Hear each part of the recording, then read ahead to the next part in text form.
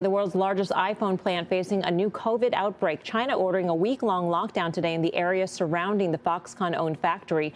Foxconn produces 70% of Apple's iPhones globally. Apple shares dropping nearly 4% today. This is in part, of course, because of the Fed, in part because of this news. We were literally talking about this very scenario 2 days ago and also last week in terms of the China wild card here.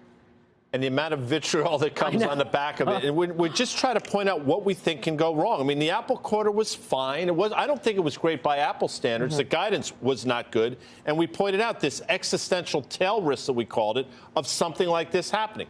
Now it's seemingly happening. 145, oddly enough, is where it was the day they reported earnings. The stock actually, if you remember, Mel, because you did, because we looked at it together, it's traded down to 138 in the after hours before they said what they said. Amazon was a disaster, some sort of flight to quality in the form of Apple, which is somewhat misguided. We said it then. Apple is expensive in this environment.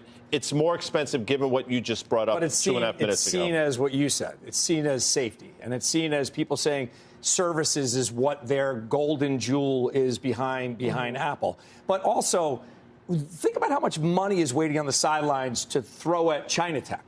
Like, take that one more derivative, one more domino down. You really think there's still money on the sidelines waiting to go into China tech? Absolutely. This market in Absolutely. This China environment? People are waiting for the beta in this market because they know how pummeled it's been. So if you think your name has been pummeled, think about all these names that are China dependent. Once they say, and it's real, the headline that they're lifting the zero COVID policy, everything is going to rip, and it's going to rip a heck of a lot more than all the stocks that we talk about all the time, because people are just sitting there. It's like double dutch when you're a kid, right? This may not rip. You're waiting to jump in. They're waiting to jump in. This may not rip, because if they go away from zero COVID, that means that they may actually start really going to war with us on some of this economic policy. And, when you think about Apple, where it sits, we've been saying this for years now, it started with the trade war, a few years ago. I mean, this is kind of like the last battle that's going to be fought, not only because Apple is one of the very unique U.S. multinationals with the margin that they have access to Chinese consumers, but also they manufacture and the supply chains there. And all of that stuff is wrapped up into a story that we've been telling ourselves over the last 2 years within the markets and our economy about how we come out of this. What's very clear is that we are in a bipolar